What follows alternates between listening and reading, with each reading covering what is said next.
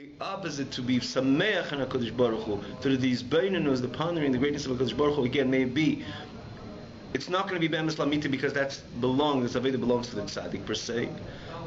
It's pertinent to the tzaddik, simchot tzaddikim b'Hashem, Hashenkin, the beinoni. It's not be'emes lamita because again, he's more aligned with HaKadosh Baruch Hu when it comes to his garments, thought, speech, and action. His heart not necessarily, it stands in a constant elation with HaKadosh Baruch Hu, and of joy,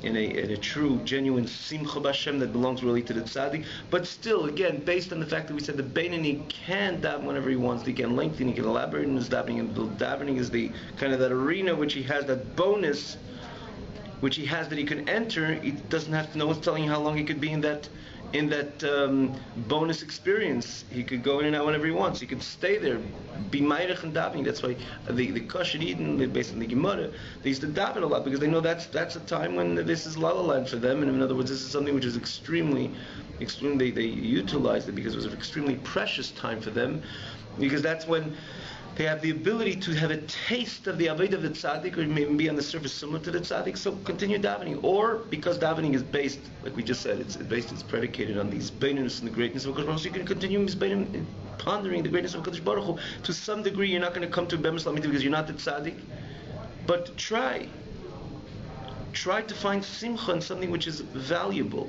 something which is everlasting, something which is eternal, something which is going to bring you or elevate you and lift you to a level and a state of eternity, as opposed to dealing with things which are trivial and only going to lead to things which of nowhere. Like I say, even though it's not the true level of the beinoni. It's b'dimyonis means to say it's just kind of, to a certain extent, it's an illusion in the life and the avodah of the beinoni. Nonetheless, when you try hu yasas shalai, you'll do yours. You do yours. You try to find or get excited of God via pondering in the reality of God in a constant place. And do you have a basis for this?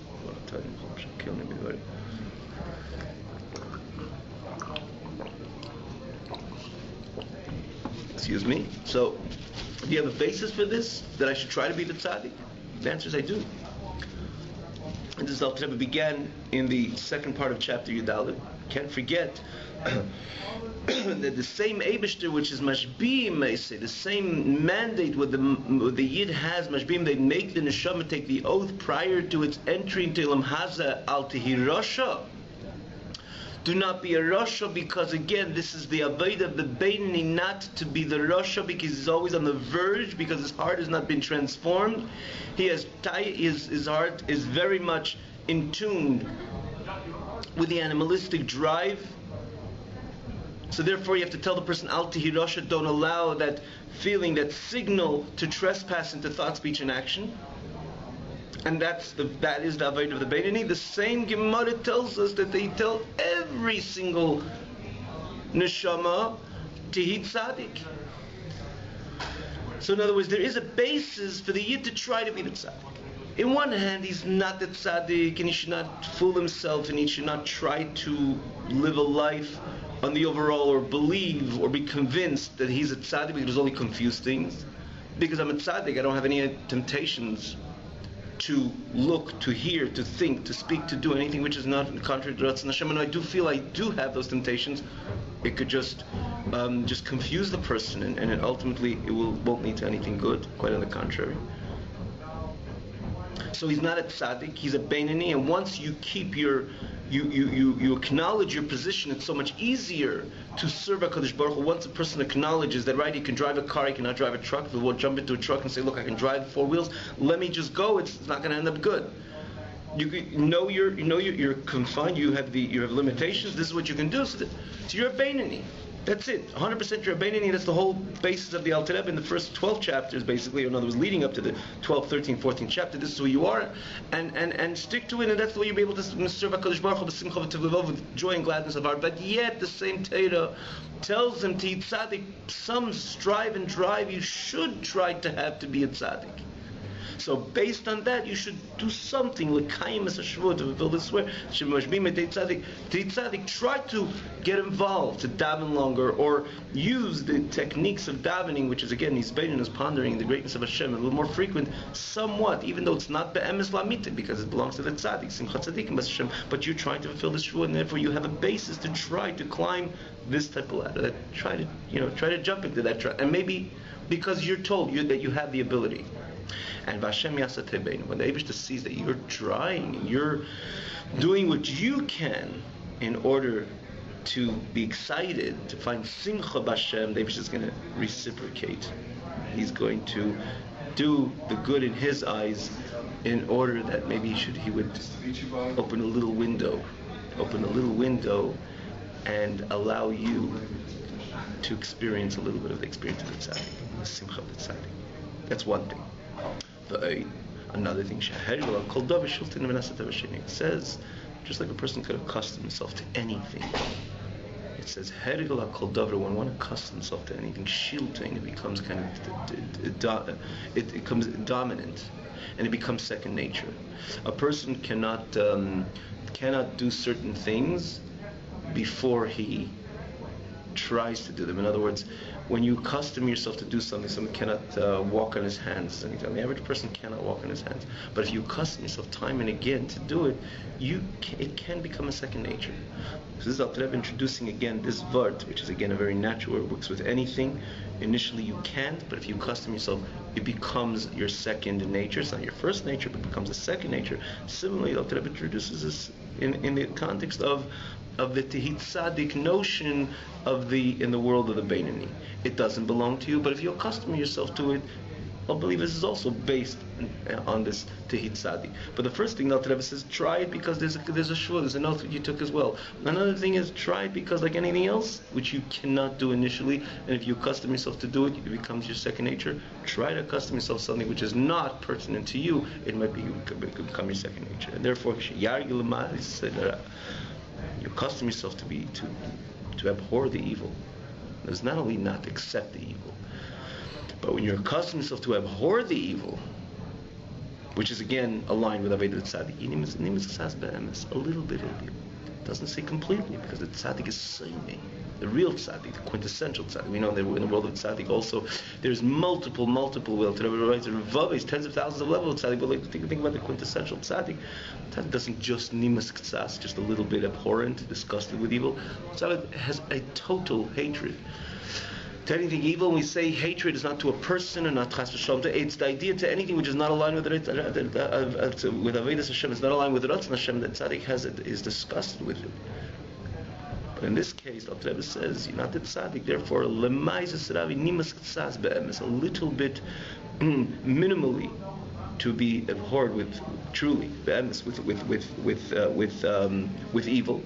When you'll accustom yourself to rejoice and to elate your soul in HaKadosh Baruch Hu, through pondering with the greatness of HaKadosh Baruch Hu. So here, so again, the first thing Alter Rebbe introduced the idea, or in the second Va'id, he says that something could become a second nature, but here he goes back to Hashem's reciprocating, and when Hashem sees that you are arousing within yourself that notion of Simchut Tzadikim B'Hashem, through the Seder of Vitata, in other words, when the Sato and Elo means the low and then high. Low is us towards Hashem. This is Leila, the Eibishter towards us.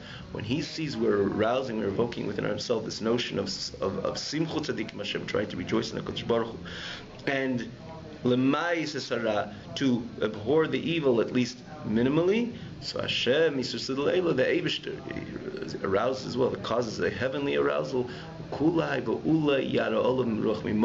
there's going to be aroused upon him a spirit from on high. The Yizken, he will merit from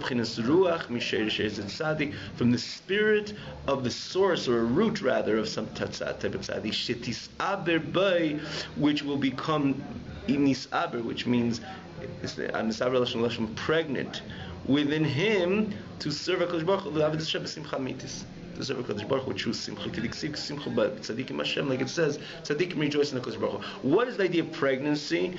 Pregnancy is that it's not, the fetus is not the mother. Fetus, it's a separate entity. The hand, the limb of a person, even though you could watch it maneuver and move and so on, it's still ultimately part of you, right? The core of the person is his brain, his heart, his nerve system, or more the brain and so on. But eventually there's limbs which extend from the brain and function different than the brain. They have a unique and separate function. You can see how they function and so on. A person writes in a certain way. You could appreciate himself. Every limb within the person is ultimately, even though they're an extension of the nerve system, the core of man's nefesh, but nonetheless, it's all part of the person. The fetus, as much as it feeds off the mother, and it grows within the mother, within the womb, but in the end of the day, it's meant to be a separate entity. That's why you use Lashon Ibor. It's not you, because you're not the tzaddik. But when the Eibishter sees that you're trying to serve HaKadosh Baruch Hu, similar to the tzaddik, not that you're convincing yourself you are the tzaddik, and in a total manner you serve HaKadosh Baruch Hu totally as a tzaddik. No, that's going to confuse you. You're serving HaKadosh Baruch Hu as a Beinani, but you're trying to keep the oath, and they're trying to as well fulfill this what they gave you, that oath. They made you swear that take upon yourself that oath to hit tzaddik. So you're trying to be to hit tzaddik.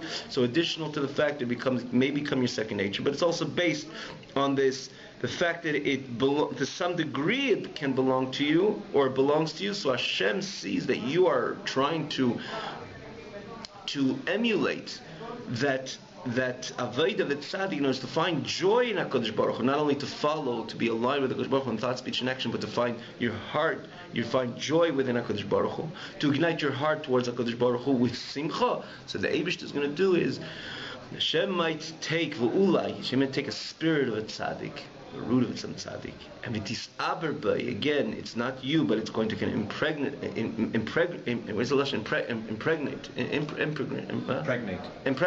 within you that ruach, that spirit of a tzaddik, and the lashon is dafke ibur because it's not you. We're still dealing with a beinani.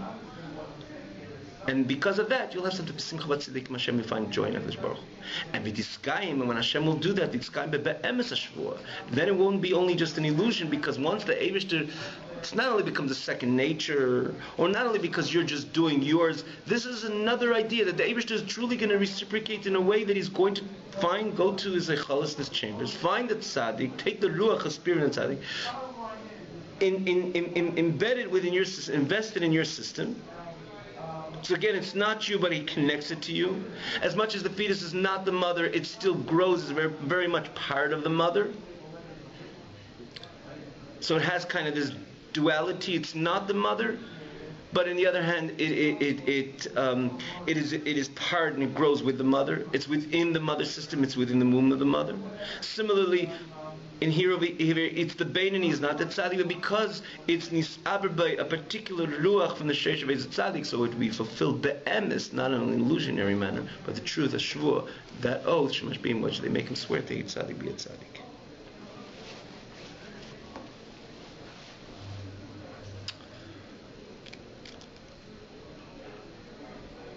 I think we should go on a little bit. And the chapter 15, and Alter Rebbe introduces something, just a few more minutes, but the Alter Rebbe introduces something over here which is Tezvav, which is known to be a unique Perek, that the Alter Rebbe shows us that within the Beinani themselves there's two levels within the Beinani. Within the Beinani itself, there's two levels within the Beinani. Apparently, when we divide the tzaddik and the Rasha and the Beinani and the different levels in tzaddikim, Alter Rebbe explains. But since the Beinani apparently he's doing what he's supposed to do, again, not on an emotional level, not an intellectual level. It's all about his thought, speech, and action. So apparently, the Beinani is kind of one type of person. We don't see. So we're dealing with heart. We could always understand that there are different levels, because heart is something much more internal part of the person. Just like physically, it's a vital organ. So too with a person in the expression of love and fear and so on. You can always find different levels, how much a person loves, how much a person fears and so on. You can dissect them to thousands, tens of thousands, like the Lashon Al-Torah. But by the Beinoni, it's about thought, speech, and action. So why would we think that there's different levels of the Beinoni? But Alter Rebbe introduces over here a pasuk and shows us, in the end of the day, that the Beinoni also has two levels. There's two levels within the Beinoni. But prior to pointing that out, Alter Rebbe brings a pasuk which shows us again that the Beinoni and the Tzaddik are two separate phenomena, two separate avodas and two separate type of people. Where do we see it? Where this is understood, it says, "V'shavtem re'isem bein Tzaddik l'Rasha bein Eved Elikim l'Shalei Avadei." That you should sit and see between, literally, that's what it means, between the tzaddik, and examine the avodah between the tzaddik and the rasha, the righteous and the rasha. Like the one who serves HaKadosh Baruch Hu to someone who doesn't serve HaKadosh Baruch Hu. So apparently it seems redundant over here. Why? Because if you want to say someone is an Oved Elikim, he serves HaKadosh Baruch Hu. Who is that? The tzaddik. Take any 5-year-old. Who serves HaKadosh Baruch Hu? The tzaddik. Who's loyavade? Someone who doesn't serve HaKadosh Baruch Hu, the Rasha. Any child, right? Something, the first spontaneous result. Who is the Oved Hashem? The Tzaddik. Who's loyavade? Doesn't serve HaKadosh Baruch Hu. That's the Rasha. So apparently, it seems again redundant. Examine the difference of the Tzaddik and the Rasha to the Oved Elikim Shalei Avadei. But what the Alter Rebbe says, based on what we said over here, and again, it doesn't make sense. It should be redundant. So the Rebbe says, based on what we said over here, now the pasuk reads so beautiful. The pasuk reads so beautiful over here, because the tzaddik is not the Oved Elikim. The tzaddik is not the Oved Elikim. The tzaddik is more called like an Eved Hashem. He's like done. Done means to say he's transcendent over any taiva, any temptation which is not aligned with Avodas Hashem. In other words, he intellectualizes, he thinks, everything about him, the whole system is completely transformed to the service of God. His mind, his heart, therefore if you say his heart is transformed, he has no taiva, he has no temptation which is not aligned with Ratzon Hashem. Not only he has a temptation and he doesn't enter into the Method speech and action, he has no temptation. So he's an Eved Hashem, he's already a done deal, he's a finished product. It can't be Oved Hashem. Oved means that I'm in the middle of the Avodah. The Oved Hashem, Oved Elikim, that's the Beinoni, that he has challenges, and nonetheless he overcomes the challenges. That's called an Oved. Tzaddik is more like an Oved Hashem. Oved means this is who he is. Oved means he's in the middle of the Avodah.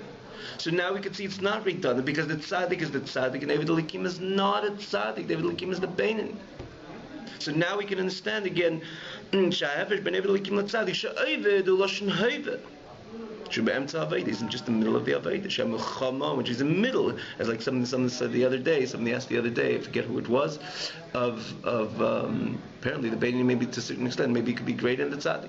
Because the Beinoni always is in a struggle. His mind and heart is always sending signals in the other direction, and he's always overcoming them. So he, as opposed to the Tzaddik, he's completely transformed. Everything about him is a complete metamorphosis from beginning to end.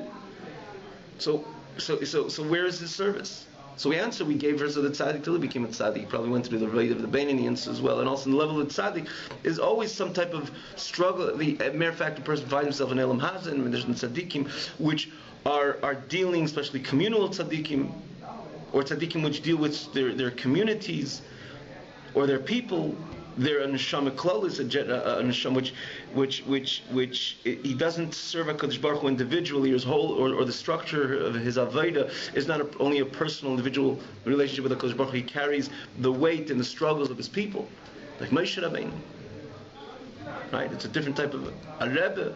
Right? Gimel Tammuz, it's the idea of a rebbe. That's a different idea, and therefore there is always struggle in the great tzaddikim. They have a struggle regardless. Moshe Rabbeinu was a man which struggled through the 40 years in the desert, but not because of his own personal avodah, because he was a Moshe Rabbeinu who represented a whole generation.